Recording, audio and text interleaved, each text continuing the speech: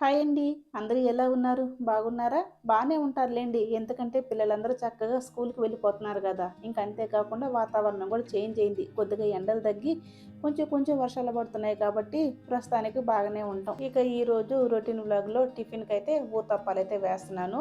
ఈ ఊతప్పాల టేస్ట్ అయితే చాలా అంటే చాలా బావుంటుంది. ఆల్మోస్ట్ మీకు కూడా తెలిసే ఉంటది. మా సైడ్ అయితే వీటిని ఊతప్పాలంటాం. మీ సైడ్ ఏమంటారో కామెంట్ చేయండి. ఇవైతే నాకు ఫస్ట్ రావు గానీ, నేను మా అత్తయ్య కాడి నుంచి నేర్చుకున్నాను. మా అత్తయ్య ఈ ఊతప్పాలైతే చాలా బాగా చేస్తది. ఏముంది దోసపిండిలో కొద్దిగా పచ్చిశనగపప్పు, కొంచెం ఆనియన్స్, కరివేపాకు, జీలకర్ర వేసేసి ఇలా మందంగా పోసుకున్నామంటే వీటినే ఊతప్పాలు అంటారు. మీకు తెలిసే ఉంటదిలెండి. స్పెషల్‌గా నేను చెప్పేది ఏమి లేదు.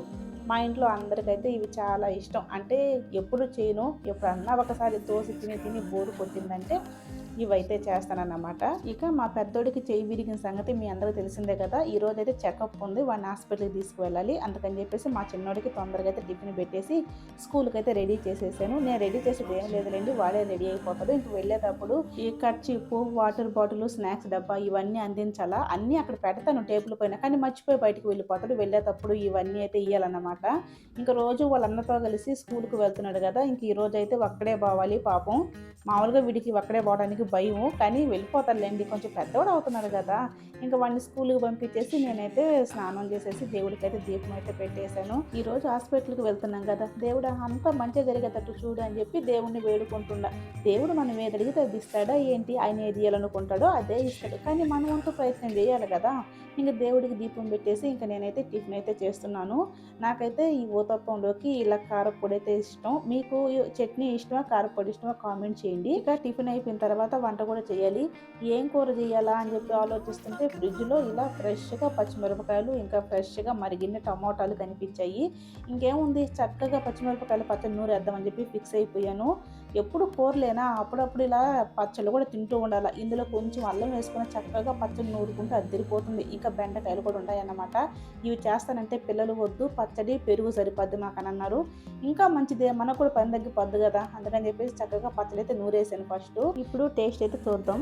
పచ్చడిలో ఉప్పు కొంచెం తక్కువైంది. కారం కొంచెం ఎక్కువైందన్నమాట. సర్లేండి ఉప్పేస్తే సరిపోతది. మొత్తానికి పచ్చడైతే అదిరిపోయింది. ఇంకా పెరుగు, పచ్చడి, అన్నము అన్నీ టేబుల్ మీద అయితే సర్దేశాను. ఇంకా హాస్పిటల్‌కి వెళ్ళి వచ్చేసరికి లేట్ అయిపోద్ది కదా! ఈలోపు చిన్నోడు వస్తే తినేస్తాడు. అందుకని చెప్పేసి అన్నీ అయితే టేబుల్ మీద అయితే పెట్టేశాను. ఇక అన్నీ ఒకే చోట లేకపోతే వాడు తినకుండానే అలానే వెళ్ళిపోతాడు. అందుకని చెప్పేసి అయితే పెట్టేశానన్నమాట. ఇంకా మా పెద్దోడికి కూడా టిఫిన్ పెట్టేసి రెడీ అయితే చేస్తున్నాను. ఇక రెడీ చేసేటప్పుడు వాడు చెప్తున్నాడు, "మమ్మీ నాకు పొగడ్రై పుయ్యొద్దు. మా ఫ్రెండ్స్ ఈ వీడియో చూసారంటే నన్ను ఎగతాళి చేస్తారని" చెప్తున్నాడు. అంటే చిన్నప్పటి నుంచి ఈయనకి రెడీ అయిపోయినట్టు బిల్డప్ మొఖం చూడు ఎట్టుందో. పిస్టేజీ చిన్న పిస్టేజీ కాదు.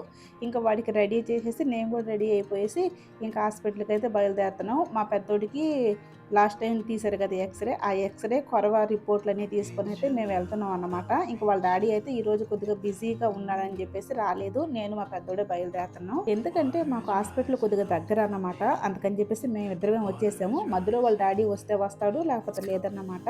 ఇంకా ఫైనల్‌గా హాస్పిటల్‌కి అయితే వచ్చేసాము. ఇక్కడ డాక్టర్ గారు ఇంకా రాలేదంట. ఈలోపు ఓపీ రాసి బీపీఐ చెక్ చేసి కూర్చోబెట్టారన్నమాట.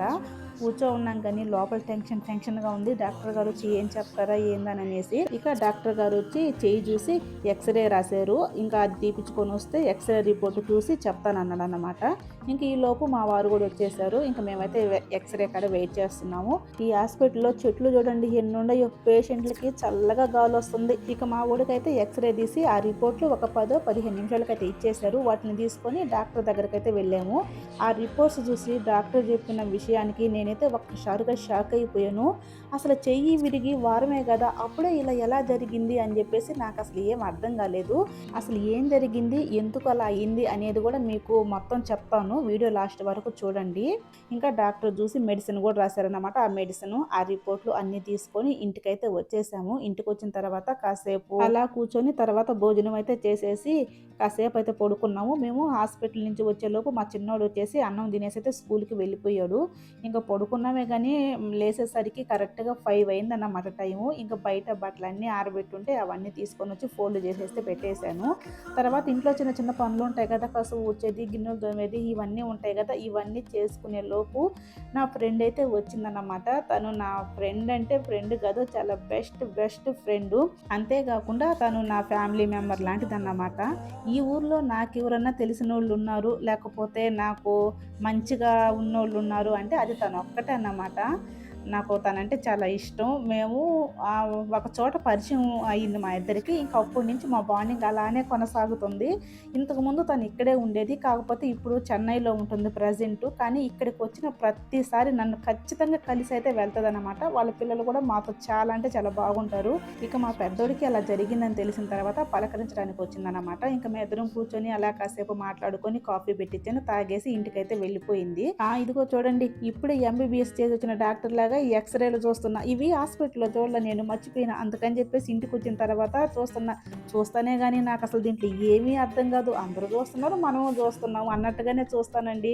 మా వారికన్నా కాస్తో కోస్తో ఈ ఎక్స్‌రేలు అర్థమవుతది గానీ, నా మట్టి బుర్రకు అసలు ఏమీ అర్థం కాదు. కాకపోతే చూడాలి కాబట్టి చూస్తున్నా గానీ, దీంట్లో నాకు ఒక్క ముక్క కూడా అర్థం కాలేదు. సరేలే అర్థమైనా గానీ మనం ఏమైనా ట్రీట్మెంట్ చేస్తామా ఏంది? చూడటం, ఆ కవర్‌లో పెట్టేసి ఆడ పెట్టేయటం ఇదే కదా మనం చేసేది. సరే గానీ అసలు విషయం చెప్పటం మర్చిపోయాను. అసలు డాక్టర్ గారు ఏం చెప్పారంటే, మా అబ్బాయికి చెయ్యి విరిగి వారమే కదా అయింది. వారానికే చాలా వరకు సెట్ అయిపోయిందమ్మా అని చెప్పారు. అది చెప్పంగానే నాకు చాలా హ్యాపీ అనిపించింది. ఎలాగంటే డాక్టర్ ఇచ్చిన మెడిసిన్‌తోనే కాదు, మనం పెట్టే ఫుడ్‌తో కూడా ఫుడ్, మెడిసిన్ 2 కలిసి త్వరగా సెట్ అయిందనమాట. అదే చెప్పారు. అందుకని నాకు ఒకసారిగా షాక్ అయ్యి హ్యాపీ కూడా అనిపించిందనమాట. హ్యాపీనెస్ అయితే ఓకే. మధ్యలో షాక్ ఎందుకయ్యావు అని అంటారేమో. మా వాడికి చెయ్యి ఇరిగినప్పుడు మా వోళ్ళందరూ ఇక్కడ కాదు అక్కడ చూపి, ఇక్కడ చూపి అని ఏందేందో చెప్తున్నారన్నమాట. ఇంక నేను అదే ఆలోచిస్తున్నా. ఇంక ఒక్కసారిగా డాక్టర్ రికవరీ అవుతుంది, ఇబ్బంది ఏం లేదనేసరికి ఒక్కసారిగా షాక్ అయినా. అది ఏంటంటే హ్యాపీనెస్‌లో వచ్చిన షాక్ అన్నమాట. అంతకు మించి ఇంకేం లేదు. ఇంకా హాస్పిటల్ నుంచి వచ్చేటప్పుడు మా చిన్నోడికి షూ అయితే ఎత్తుకొని వచ్చాను. అవి నేను షాప్‌లో సరిగ్గా చూసుకోలే. అందుకే ఇంట్లోకి వచ్చి చూస్తున్నా. అటు ఇటుగా ఉంటే రిటర్న్ ఇచ్చేసి వేరే తెచ్చుకోవచ్చు కదా! అసలు ఇప్పుడు షూ ఎందుకు తెచ్చానంటే మా చిన్నోడు, పెద్దోడు తైకాండోకి పోయే సంగతి మీ అందరికి తెలిసిందే కదా! ఇదొచ్చేసి వాళ్ళకి మేడ మీద చేపిస్తారంట. ఆ మేడ మీద ఉండే వేడికి కాళ్ళంతా బొబ్బలు పోయినాయి. ఇక మా చిన్నోడికి షూ పాతయి అయిపోయినాయని అవి వేసుకోకుండా పోయి చేసేసరికి కాళ్ళంతా బొబ్బలు పోయినాయి. అందుకని చెప్పేసి కొత్తయి అయితే తీసుకొని వచ్చామన్నమాట. ఇంకా కొత్తోటిని చూడంగానే నొప్పి ఎటు పోయిందో అసలు అర్థం కాలేదు. ఒక్కసారిగా టక లేసేసి చక షూ వేసేసుకొని లేసులు కట్టేసి సైకిల్ వేసుకొని జుమ్మని క్లాస్‌కి అయితే వెళ్ళిపోయాడు. పిల్లలతో మామూలుగా ఉంటదా ఏంటి? వీటికే సరిపోతాయి మన సంపాదన అంతా. ఇక ఈ పనులన్నీ ముగించుకునేసరికి నైట్ 7 అయిపోయింది.